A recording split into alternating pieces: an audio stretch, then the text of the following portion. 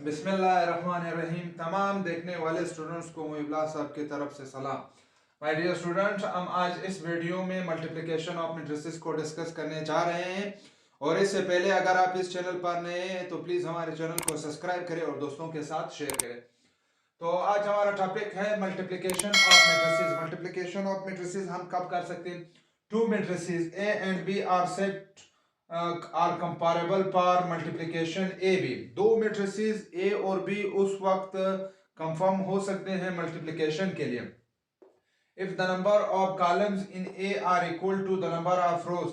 अगर पहले मैट्रिक्स में कॉलम की तादाद दूसरे मैट्रिक्स में रो के बराबर हो फिर हम मल्टीप्लिकेशन ऑफ मैट्रिसेस कर सकते हैं, अदरवाइज नहीं। यानी दो मैट्रिसेस उस वक्त मल्टीप्लिकेशन के लिए पॉसिबल है अगर पहले मैट्रिक्स में कॉलम की तादाद दूसरे मैट्रिक्स में रो के बराबर आ जाए तो फिर हम मैट्रिक्स मल्टीप्लिकेशन कर सकते हैं। तो यहाँ पर एक एग्जांपल को सोल्व कर लेते हैं।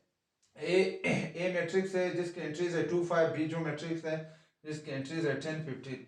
हमें पता है ए में पहले मैट्रिक्स में कॉलम की तादाद, यहाँ पे दो कॉलम है एक रो है, इसका जो ऑर्डर है 2/1 है।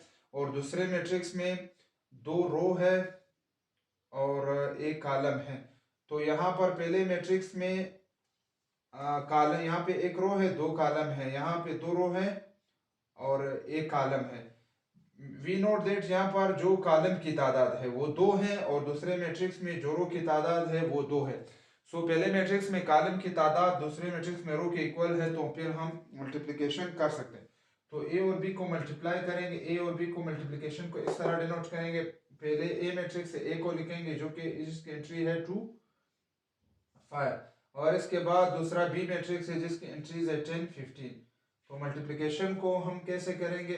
पहले रो को उठाएंगे इसके साथ मल्टीप्लाई, 2 10 2 मल्टीप्लाई बाई 10, फिर इसके बाद 5 मल्टीप्लाई 15। इसके बाद जब इसको सिंप्लीफाई करेंगे 2 10 20 और 15 को जब 5 के साथ मल्टीप्लाई करेंगे तो ये हो जाएगा 75। जब इन दोनों को ऐड करेंगे तो आंसर आएगा 75 प्लस 25 और ये हो जाएगा 9, तो इसका आंसर आएगा 95। के बाद एक्सरसाइज 1.4 है, क्वेश्चन नंबर 1 है multiply the matrices if possible. Matrices को मल्टीप्लाई करेंगे अगर पॉसिबल है। तो वी नोट करेंगे इस मल्टीप्लिकेशन को हम ऐसे याद करेंगे, सर एस आर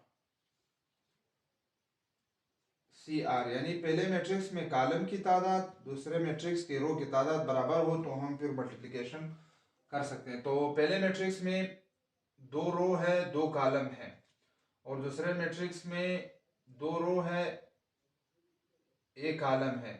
तो यहाँ पर कॉलम की तादाद 2 है और रो की तादाद दूसरे मैट्रिक्स में 2 है, तो आपस में इक्वल है, सो हम मैट्रिक्स मल्टीप्लिकेशन कर सकते हैं। तो यहाँ पे हम एक सेंटेंस लिखेंगे, since the number of column in first matrix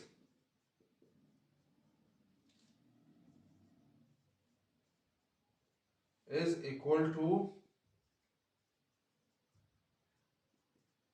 number of row in second matrix, so multiplication is possible। तो मल्टीप्लिकेशन पॉसिबल है। इसको ऐसे मल्टीप्लाई, इस बार एक बार पहले रो को पहले कॉलम के साथ मल्टीप्लाई करेंगे तो 1 को 2 के साथ 1 मल्टीप्लाई बाई 2। इसके बाद दरमियान में प्लस ऐड करेंगे, -3 को मल्टीप्लाई करेंगे 3 के साथ, फिर दूसरे रो को उठाएंगे पहले कॉलम के साथ मल्टीप्लाई करेंगे 5 मल्टीप्लाई बाई 2, दरमियान में प्लस ऐड कर देंगे। इसके बाद 2 multiply by 3 is equal to, जो कि इक्वल हो जाएगा 2 1 2 प्लस माइनस माइनस हो जाएगा 3 3 9, 5 2 10 और प्लस 3 2 6। इसके बाद जब इसको सिंप्लीफाई करेंगे तो 9 में से 2 सब्ट्रैक्ट करेंगे, आंसर आएगा -7। 10 + 6 का जो आंसर है वो है 16। इसके बाद पार्ट 2 को सॉल्व करेंगे, सॉल्यूशन स्टार्ट करेंगे। वी नोट दैट मैट्रिक्स उस वक्त पॉसिबल अगर पहले मैट्रिक्स की मल्टीप्लिकेशन उस वक्त पॉसिबल अगर पहले मैट्रिक्स में कॉलम की तादाद दूसरे में रो के इक्वल। तो यहाँ पर एक कॉलम है, दो रो है, एक कॉलम है, और दूसरे मैट्रिक्स में दो रो है, दो कॉलम है। तो यहाँ पर कॉलम पहले मैट्रिक्स में एक कॉलम है, दूसरे मैट्रिक्स में दो रो है, तो आपस में इक्वल है। We note that the number of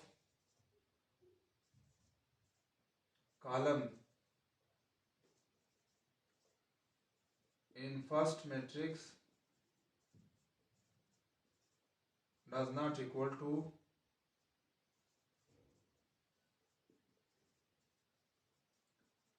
number of row in second matrix. So multiplication is not possible. Multiplication possible is not possible. तो मल्टीप्लिकेशन पॉसिबल नहीं है।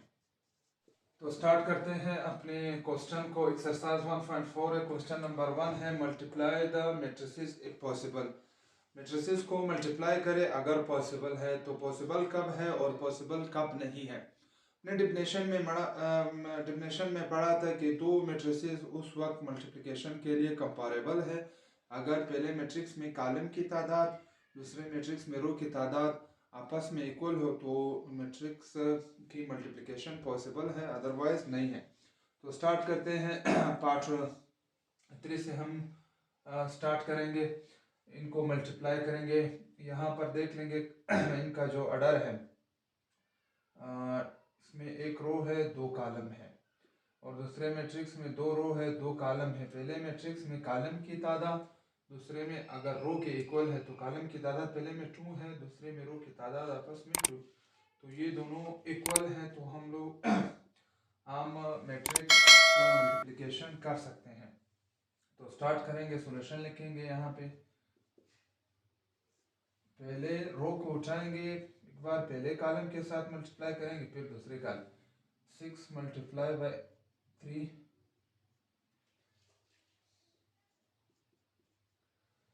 फिर माइनस प्लस लिखेंगे, 4 × -4 × 1। इसके बाद इस का रो को दूसरे कॉलम के साथ मल्टीप्लाई करेंगे, 6 × 1 प्लस -4 × 4। इसको सिंप्लीफाई करने के बाद 6 × 3 = 18 हो जाएगा, प्लस माइनस माइनस हो जाएगा, 4 × 1 = 4। इसके बाद 6 × 1 = 6, प्लस माइनस माइनस 4 × 4 = 16। इसको फर्दर सिंप्लीफाई करेंगे, 18 में से जब 4 सब्ट्रैक्ट करेंगे वी विल गेट 14। 16 में से जब 6 माइनस करेंगे तो आंसर हो जाएगा -10। This is the required answer. इसके बाद पार्ट नंबर 4 है। इसका जो ऑर्डर है, यहाँ पर दो रो और दो कॉलम है, और दूसरे मैट्रिक्स में एक रो है और दो कॉलम है। अगर पहले मैट्रिक्स में कॉलम की तादाद दूसरे के में रो के इक्वल हो, फिर मैट्रिक्स मल्टीप्लिकेशन पॉसिबल है, अदरवाइज नहीं हो। तो यहाँ पहले मैट्रिक्स में कॉलम की तादाद 2 है और दूसरे मैट्रिक्स में रो की तादाद 1 है, तो ये इक्वल नहीं है। सो हम एक सेंटेंस लिखेंगे, मल्टीप्लिकेशन इज नॉट पॉसिबल, या डायरेक्ट लिखेंगे नॉट पॉसिबल।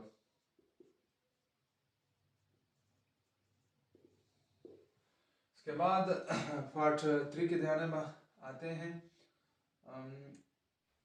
इसके बाद पार्ट नंबर 4 है मैट्रिक्स की मल्टीप्लिकेशन उस वक्त पॉसिबल है अगर पहले मैट्रिक्स में कॉलम की तादाद दूसरे मैट्रिक्स में रो के इक्वल है, तो फिर मैट्रिक मल्टीप्लिकेशन पॉसिबल है। पहले मैट्रिक्स यहाँ पर पहले मैट्रिक्स में दो रो दो कॉलम है, और दूसरे मैट्रिक्स में एक रो दो कॉलम है, क्योंकि रो और कॉलम की तादाद आपस में इक्वल नहीं है। पहले मैट्रिक्स में कॉलम 2 है और दूसरे मैट्रिक्स में रो 1 है, सो मैट्रिक्स मल्टीप्लिकेशन पॉसिबल नहीं है।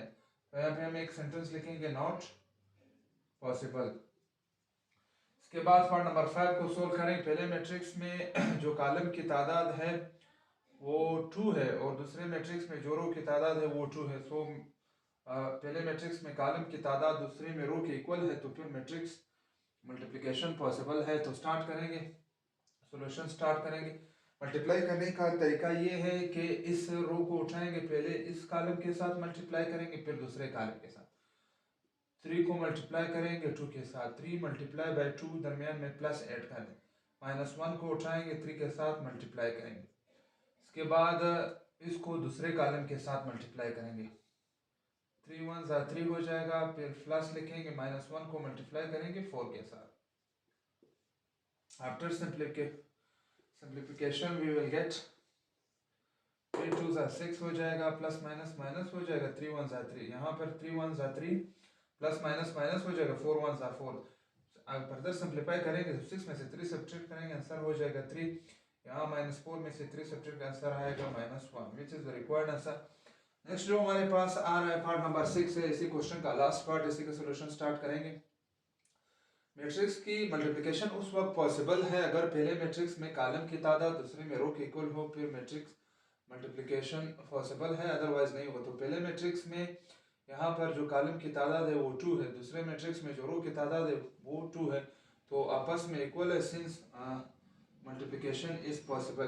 तो मल्टीप्लाई करने का तरीका ये कि इस पहले रो को एक बार उठाएंगे, पहले कॉलम के साथ मल्टीप्लाई करेंगे, फिर दूसरे कॉलम के साथ। तो 0 को मल्टीप्लाई करेंगे 1 के साथ, 0 मल्टीप्लाई बाय 1, दरमियान में प्लस ऐड कर देंगे, -2 को उठाएंगे, -1 के साथ मल्टीप्लाई करेंगे। इसके बाद दूसरे रो को, पहले रो को उठाएंगे, दूसरे रो कॉलम के साथ मल्टीप्लाई करेंगे, 0 को मल्टीप्लाई करेंगे 3 के साथ और प्लस लगाएंगे, दरमियान -2 को मल्टीप्लाई करेंगे 2 के साथ। इसके बाद इस दूसरे रो को उठाएंगे, एक बार पहले कॉलम के साथ फिर दूसरे कॉलम के साथ, 4 को 1 के साथ मल्टीप्लाई करेंगे, दरमियान में प्लस लगाएंगे, 7 को -1 के साथ, फिर दूसरे कॉलम के साथ मल्टीप्लाई करेंगे, 4 मल्टीप्लाई बाई 3, इसके बाद 7 मल्टीप्लाई बाई 2। इसको फर्दर सिंप्लीफाई करेंगे, 0 1 0 हो जाएगा, प्लस माइनस माइनस प्लस हो जाएगा, तो 2 1 2। इसके बाद 0 मल्टीप्लाई बाई 3 0 हो जाएगा, प्लस माइनस माइनस हो जाएगा, 2 2 4 4 1 4 plus minus minus 7 1 7, 4 3 12 plus 2 7 14। Further simplify कर 0 प्लस 2 का आंसर 0 होगा, यहाँ 0 में से -4 सब्ट्रैक्ट वही -4 आएगा, पर -3 हो जाएगा, और 12 प्लस 7 14 को ऐड करेंगे तो आंसर हो जाएगा 26। इसी के साथ क्वेश्चन नंबर 1। इसके बाद क्वेश्चन नंबर 2 है, हमें गिवन है if A is equal to this matrix, B is equal to this matrix, C is equal to this matrix, then find the following. Part number 1 ये A और B को multiply करना है, part 2 ये है B और A को multiply करना है, पार्ट ये है A square find out, part B ये है B स्क्वायर को मल्टीप्लाई, इसके बाद A B को मल्टीप्लाई करना है, फिर C। इसके बाद आल्सो वेरीफाई दैट कि AB does not equal to BA, and हमें पता है इसको तो कम्यूटेटिव लॉ कहते हैं, commutative law does not hold matrices with respect to multiplication। Multiplication के लिहाज से commutative law होल्ड नहीं करता है मैट्रिसेस में, जबकि एडिशन के लिहाज से करता है। और इसके बाद substitutive law को प्रूव कर, तो हमें गिवन है पार्ट 1 को स्टार्ट करते हैं, फाइंड आउट करेंगे। ए हमें गिवन है इस matrix, B is equal to इस मैट्रिक्स, ए और बी को मल्टीप्लाई करें, पहले ए मैट्रिक्स को लिखेंगे, इसके बाद बी मैट्रिक्स को। मैट्रिक्स की मल्टीप्लिकेशन उस वक्त पॉसिबल है अगर पहले मैट्रिक्स में कॉलम की तादाद दूसरे में रो की इक्वल। तो यहाँ पर दो कॉलम है पहले मैट्रिक्स में और दूसरे मैट्रिक्स में 2 रो है, तो यहाँ पे ये इक्वल होगी, सो मैट्रिक्स मल्टीप्लिकेशन आपस में पॉसिबल है। मल्टीप्लाई करने का तरीका है कि पहले रो को एक बार पहले कॉलम के साथ मल्टीप्लाई करेंगे, फिर दूसरे कॉलम, तो 2 3 -6 हो जाएगा, 4 1 4, और 2 2 4 हो जाएगा, 1 को 1 के साथ मल्टीप्लाई करेंगे 4, फिर इसके बाद 3 3 9 -9 हो जाएगा, और 7 4 28 हो जाएगा, 3 2 6 हो जाएगा, 7 1 7, -6 में 4 सब्ट्रैक्ट आंसर आएगा 2। फिर इसके बाद 4 प्लस 1 को प्लस करेंगे 5, या 28 में से 9 निकालेंगे तो 29 हो जाएगा, 19 हो जाएगा, 6 और 7 का प्लस करेंगे और इसके बाद ये 13 हो जाएगा। इसके बाद पार्ट ए को तो मैंने सोल्व करवाया, पार्ट बी आप लोगों का होमवर्क है बी ए मालूम करना। इस बार बी मैट्रिक्स को पहले लिख लेंगे और ए मैट्रिक्स को बाद में लिख लेंगे, लिहाजा मैं इसको स्किप कर रहा हूँ, ये आप लोगों का होमवर्क। इसके बाद ए स्क्वायर फाइंड आउट करना, ए स्क्वायर कब कैसे लिख सकता, ए स्क्वायर है 2 टाइम्स है, क्या मैं ए को इस तरह लिख ए मल्टीप्लाई बाय ए। तो ए स्क्वायर को इस तरह लिखा जाता है। पहले ए मैट्रिक्स है, ए मैट्रिक्स हमें पता है गिवन है कि 2 1 3 7। फिर इसके दरमियान मल्टीप्लाई मौजूद है, अगेन ए मैट्रिक्स है जो कि 2 1 3 7। पहले मैट्रिक्स में कॉलम की तादाद देखते हैं। पहले मैट्रिक्स में 2 कॉलम है, दूसरे मैट्रिक्स में 2 रो है। तो पहले मैट्रिक्स में कॉलम की तादाद दूसरे में रो के इक्वल है, तो हम मल्टीप्लिकेशन कर सकते हैं। मल्टीप्लिकेशन करने का तरीका ये, पहले रो को उठाएंगे एक बार पहले कॉलम के साथ मल्टीप्लाई, फिर दूसरे 2 2 ज़ा 4 हो जाएगा। इसके बाद 1 3 ज़ा 3, इसके बाद 2 1 ज़ा 2, 7 1 ज़ा 7। इसके बाद दूसरे रो को उठाना एक बार पहले कॉलम के साथ, फिर दूसरे का 3 2 ज़ा 6, 7 3 ज़ा 21 हो जाएगा। 3 1 ज़ा 3 और 7 7 ज़ा 49। इसको फर्दर सिंप्लीफाई करेंगे। After simplification we will get 4 और 3 को ऐड करेंगे, आंसर आएगा 7। 2 और 7 को ऐड करेंगे, आंसर हो जाएगा 9। 21 और 6 हो जाएगा 21 और ये 6 27। इसको प्लस करेंगे, आंसर हो जाएगा 52। ये ए भी हो गई। इसके बाद बी स्क्वायर, फिर आप लोगों का होमवर्क है। बी स्क्वायर को मैं इस तरह लिखता हूँ, बी मल्टीप्लाई बाई बी। तो आपने यहाँ पर बी की मैट्रिक्स लिखना है, अगेन बी इन दोनों को मल्टीप्लाई करना है। ये आप लोगों का होमवर्क है। इसके बाद हम ये फाइंड आउट करें कि ए बी इक्वल नहीं है बी ए के। तो ए और बी को तो हम लोगों ने पहले से मल्टीप्लाई, इसको एक बार स्टार्ट करेंगे। ये साबित करना है कि A B part number also verify that. तो यहाँ पे एक सेंटेंस लिखेंगे, to verify that, to verify that A B does not equal to B A. A और बी को तो हमने पहले से मल्टीप्लाई किया है, उसका आंसर ये है जो कि इक्वल है 2 5 19 13। इसके बाद बी ए को फाइंड करेंगे, बी को पहले लिखेंगे ए को बाद। इस बार बी मैट्रिक्स ये है -3 2 और 4 -1। के बाद जो ए मैट्रिक्स है वो है 2 1 3 7। जब इनको मल्टीप्लाई करेंगे तो इस पहले रो को पहले कॉलम के साथ, फिर दूसरे -3 2 ज़ा 6 हो जाएगा, 2 3 ज़ा 6 हो जाएगा। इसके बाद दूसरे कॉलम के साथ मल्टीप्लाई कर, -3 1 ज़ा -3 2 7 ज़ा 14 हो जाएगा। इसके बाद दूसरे रो की बारी, 4 2 ज़ा 8 और प्लस माइनस माइनस हो जाएगा, 3 1 ज़ा 3। इसके बाद 4 1 ज़ा 4 प्लस माइनस माइनस 7 1 ज़ा 7। 6 में से 6 प्लस माइनस से कैंसिल आउट हो जाएगा 0। 14 में से 3 निकालेंगे 11, यहाँ में 8 में से निकालेंगे तो ये हो जाएगा 5, से निकालेंगे तो -3, जो कि ये आंसर है बी ए का। यहाँ पे ए बी का इक्वेशन ए नाम देंगे और बी ए का इक्वेशन बी नाम देंगे। तो हमें बताया ए बी का जो आंसर है 2 5 19 13 है और बी ए का आंसर है 0 11 5 -3 है। तो हम यहाँ पे लिखेंगे इसके बाद from equation A and equation B we get A B does not equal B A. इसके बाद हम यहाँ पे एक नोट लिखेंगे आज के बाद, commutative law does not hold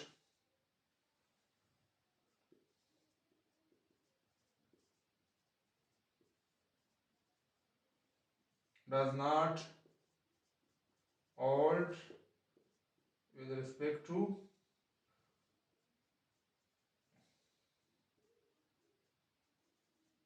multiplication in matrices।